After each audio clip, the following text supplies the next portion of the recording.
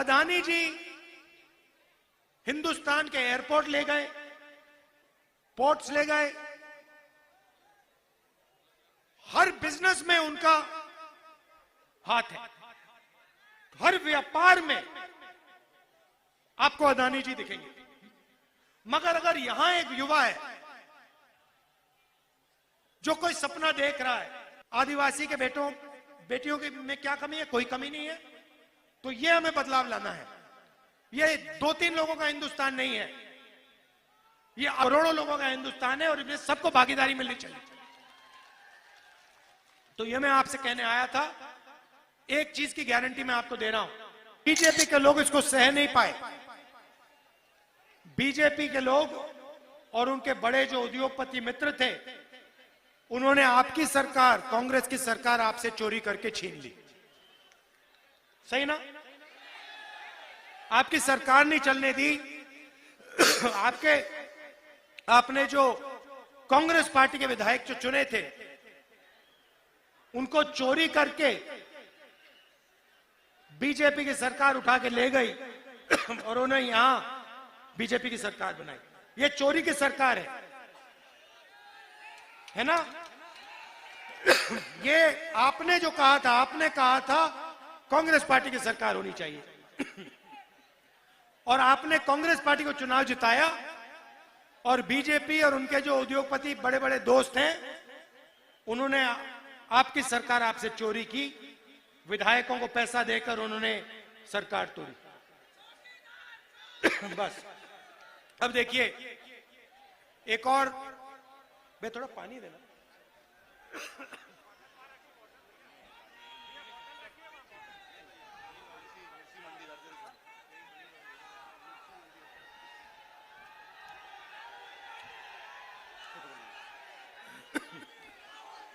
एक और बात,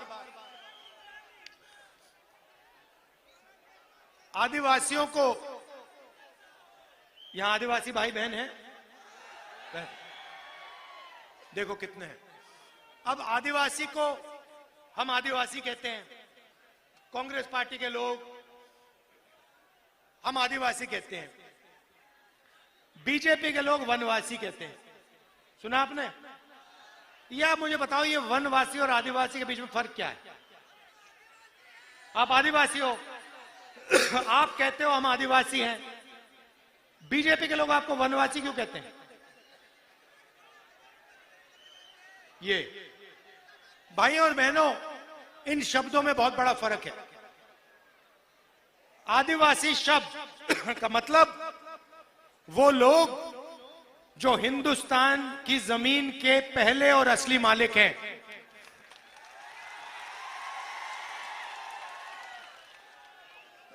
हम आपको आदिवासी इसलिए कहलाते हैं क्योंकि हम जानते हैं कि सबसे पहले आप इस जमीन के मालिक थे और इस जमीन का हक, इस जमीन का अधिकार आपका है, आपका बनता है। और इसलिए हम पैसा कानून लाए, अधिकारी बिल लाए, आदिवासी बिल लाए, जमीन अधिकरण बिल लाए और आपके जो ग्राम सभाएं हैं उनको हमने शक्ति दी, पावर दी। बीजेपी आपको वनवासी कहती है, इसके पीछे उनकी सोच है। वनवासी का मतलब वो लोग जो जंगल में रहते हैं। पता नहीं आपने देखा या नहीं, बीजेपी का एक नेता एक आदिवासी युवा पर पेशाब कर रहा था, वीडियो वायरल हुआ, आपने देखा? आपने बीजेपी के किसी नेता को किसी जानवर पर पेशाब करते हुए देखा? नहीं देखा। जानवर पर पेशाब करते हुए नहीं देखा, मगर आदिवासी युवा पर पेशाब करते हुए देखा और वीडियो वायरल करता है। वो इतने बेशर्म है, इनकी सोच उस वीडियो में है। वो आपको वनवासी इसलिए कहते हैं क्योंकि वो चाहते हैं कि आप जंगल में रहो, जानवर जैसे जंगल में रहो। आप देख रहे हो आस्ते आस्ते जंगल कम होता जा रहा है। जंगल कम हो रहा है या ज्यादा? कम हो रहा है। जहां भी देखो जंगल कम होता जा रहा है। 15 साल में आपसे कहेंगे देखिए जंगल तो खत्म हो गया, आप वनवासी हो, जंगल खत्म हो गया, आपकी तो जगह ही नहीं रही, अब आप जाओ शहरों में भीख मांगो। ये उनकी सोच है। और हम कहते हैं कि आदिवासियों का कोई भी बेटा हो बेटी हो, बड़ा सा बड़ा सपना हो उसका, इंजीनियर बनना चाहे, पायलट बनना चाहे, डॉक्टर बनना चाहे, लॉयर बनना चाहे, कुछ भी, उद्योगपति बनना चाहिए, उसकी पूरी मदद होनी चाहिए और उसका सपना पूरा होना चाहिए। यह कांग्रेस पार्टी कहती है।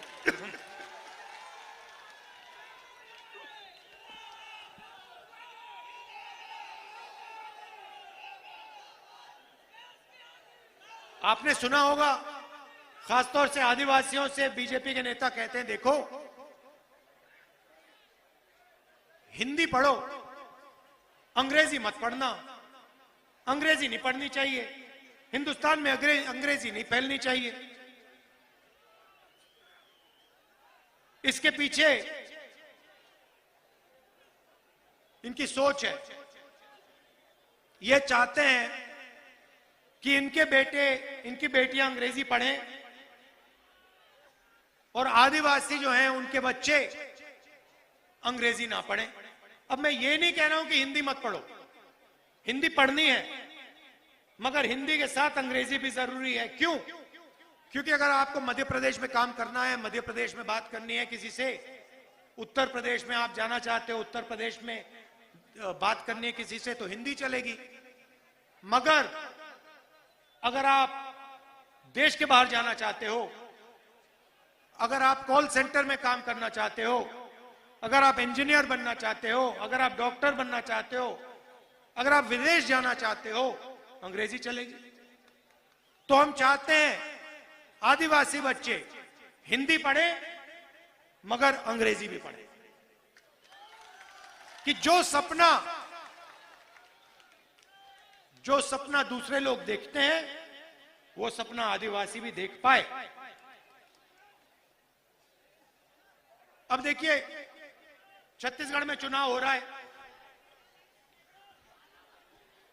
यहां पे भैया आपको कपास के लिए क्या रेट मिलता है? 5,000 काफी है?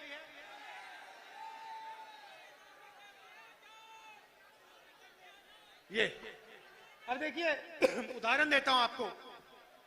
छत्तीसगढ़ में हमने जाके वायदा किया कि कर्जा माफ होगा और धान के लिए 2,500 रुपए प्रति क्विंटल मिलेगा। छत्तीसगढ़ में हमने किया और हमने ये वायदा किया और पूरा कर दिया उसको जाके। 10 दिन पहले, मैं आपको बहुत अच्छी कहानी बताता हूं। 10 दिन पहले छत्तीसगढ़ में मेरा दौरा था। 15 दिन पहले किसानों से बातचीत हुई। मैंने किसान से पूछा, भैया बताओ आपके खेत का दाम क्या है, मतलब खेत कितने का है? मुझे कहता है, राहुल जी मुझे दाम नहीं मालूम। मैंने कहा, भाई तुम्हें दाम कैसे नहीं मालूम, तुम्हारा खेत है? मुझे जवाब देता है, राहुल जी जब से छत्तीसगढ़ की सरकार ने हमें 2,500 रुपए प्रति क्विंटल धान के लिए दिया है, तब से यहां पे कोई किसान अपना खेत नहीं बेचना चाहता।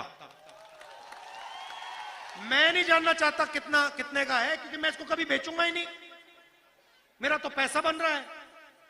पहले बीजेपी की सरकार थी, मैं कर्जे में था, सही रेट नहीं मिलता था, आत्महत्या की सोचता था। अब कांग्रेस पार्टी की सरकार है, मैं इस खेत को कभी नहीं बेचूंगा। मुझे आप सही दाम दे रहे हो छत्तीसगढ़ में धान के लिए आज 3,200 रुपए मिलता है, गारंटी कम से कम 3,200 रुपए धान के लिए छत्तीसगढ़ में मिलता है। हुआ क्या? किसान के जेब में हमने पैसा डाला।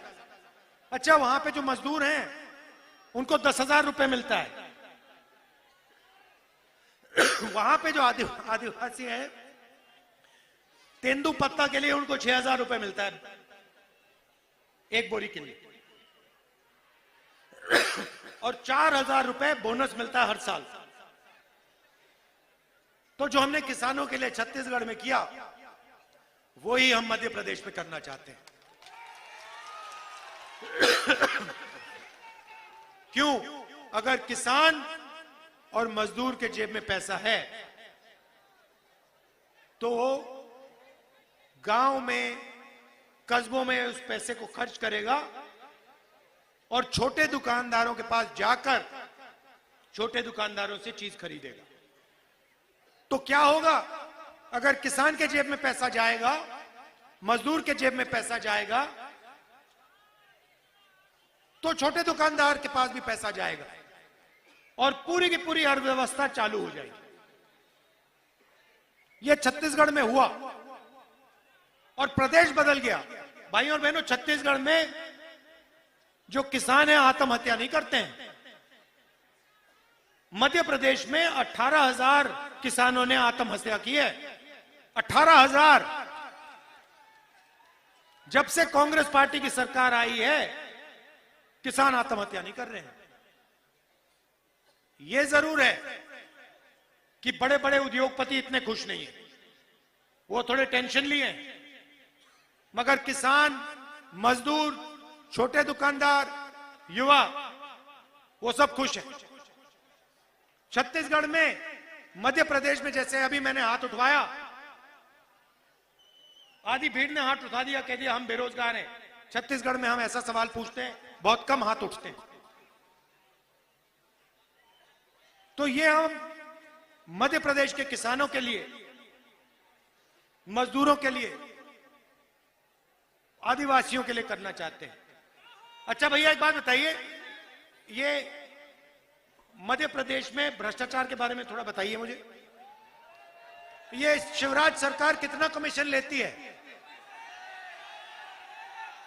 50% कमीशन लेते हैं। अच्छा, ये आपने देवेंद्र तोमर लड़का है, इसका वीडियो देखा आपने? देखा? मोदी जी ने इस पर कोई कार्रवाई की? कोई सीबीआई लगी, ईडी लगी, इनकम टैक्स लगा उस पर? यहां पे जो बच्चों को स्कूल में खाना दिया जाता है, उसका पैसा इन्होंने लूटा? मध्य प्रदेश पहला प्रदेश है जहां पे मरे हुए लोगों का इलाज होता है अस्पताल में।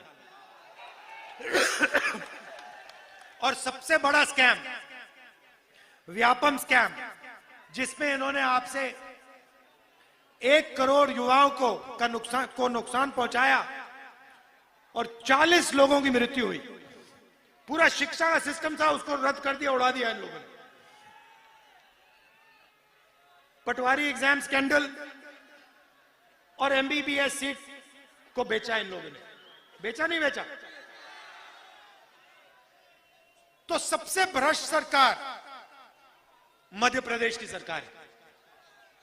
भाजपा सरकार, मध्य प्रदेश की सरकार नंबर 1 भ्रष्टाचार में, सबसे आगे, बेरोजगारी में सबसे आगे, महंगाई में सबसे आगे, भ्रष्टाचार में सबसे आगे। अच्छा, मोदी जी कहते हैं कि पिछड़ों की सरकार है। पिछड़ों की सरकार है। भाई और बहनों, अगर पिछड़ों की सरकार है तो नरेंद्र मोदी और शिवराज चौहान जाति जनगणना से इतना क्यों डरते हैं? जैसे ही मैं स्टेज से शब्द कहता हूं जाति जनगणना, ये कांपने लग जाते हैं। क्यों? क्योंकि वो आदिवासियों को, दलितों को, पिछड़ों को अपनी सच्ची आबादी नहीं बताना चाहते। भाई और बहनों, मध्य प्रदेश को 53 अफसर चलाते हैं। मेरे पास यहां पे आंकड़ा पड़ा हुआ है मेरे सामने, मैं बताता हूं आपको। 53 अफसर मध्य प्रदेश की सरकार को चलाते हैं। ठीक है, सरकार को एमएलए नहीं चलाते। हर बच्चा आईएएस की पढ़ाई क्यों करता है? क्योंकि वो जानता है सरकार को आईएएस के लोग चलाते हैं, आईपीएस के लोग चलाते हैं। तो 53 लोग मध्य प्रदेश की सरकार को चलाते हैं। ये जो अफसर हैं, मध्य प्रदेश का पूरा पैसा है, जो बजट का पैसा है, इसको बांटते हैं। शिक्षा में कितना पैसा जाता है, आदिवासियों को कितना पैसा मिलता है, स्वास्थ्य में कितना पैसा जाता है, ये सारे के सारे निर्णय ये 53 अफसर लेते हैं। ठीक है, अब मैं आपसे सवाल पूछता हूं, 53 अफसर में से ओबीसी अफसर कितने? 53 में से भाई और बहनों एक ओबीसी अफसर है, एक। अच्छा, अगर मध्य प्रदेश की सरकार 100 रुपए खर्च करती है तो ओबीसी अफसर कितने पैसे का निर्णय लेते हैं? 33 पैसे। मतलब अगर मध्य प्रदेश की सरकार का बजट 100 रुपए होता तो ओबीसी अफसर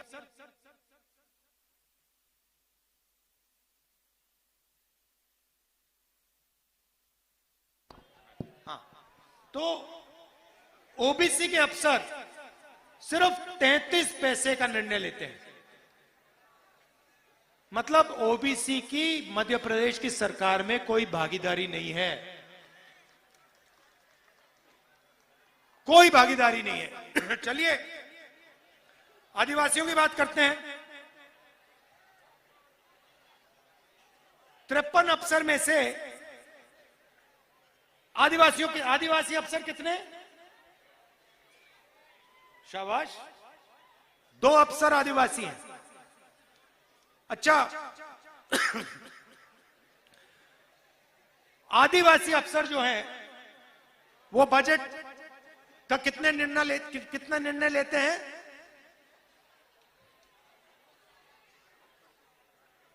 कितना? उससे भी कम। ये 70 पैसे कह रहे हैं, 70 पैसे भी नहीं।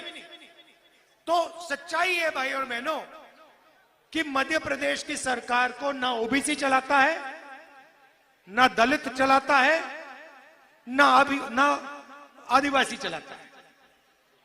और यह सवाल मैंने उठाया है। मैं चाहता हूं कि जाति जनगणना हो जाए और पूरे देश को पता लग जाए इस देश में कितने दलित हैं, कितने आदिवासी हैं, कितने ओबीसी हैं। उसके बाद दलितों को, आदिवासियों को और पिछड़ों को सही भागीदारी मिलनी चाहिए। जितनी आबादी उतनी भागीदारी। आज मानना चाहते और आप नहीं। और ये जिस दिन जाति जनगणना हो गया और आंकड़े आ गए, उस दिन पिछड़ों, दलितों और आदिवासियों की नई तरीके से कहानी लिखी जाएगी हिंदुस्तान में। और जो आपका हक है वो आपको मिलेगा। बीजेपी में और मुझ में एक फर्क है, सबसे बड़ा इस चुनाव में सबसे बड़ा फर्क, वो नफरत फैलाते हैं। जहां भी जाते हैं एक जात को दूसरी जात से, एक धर्म को दूसरे धर्म से लड़ा देते हैं। मैं कहता हूं नफरत के बाजार में मोहब्बत की दुकान खोलनी है। अब भैया, अगर आदिवासियों को की भागीदारी नहीं होगी, अगर सरकार चलाने में पिछड़ों की आवाज नहीं होगी, दलितों की आवाज नहीं होगी, तो मोहब्बत की दुकान कैसे खुलेगी?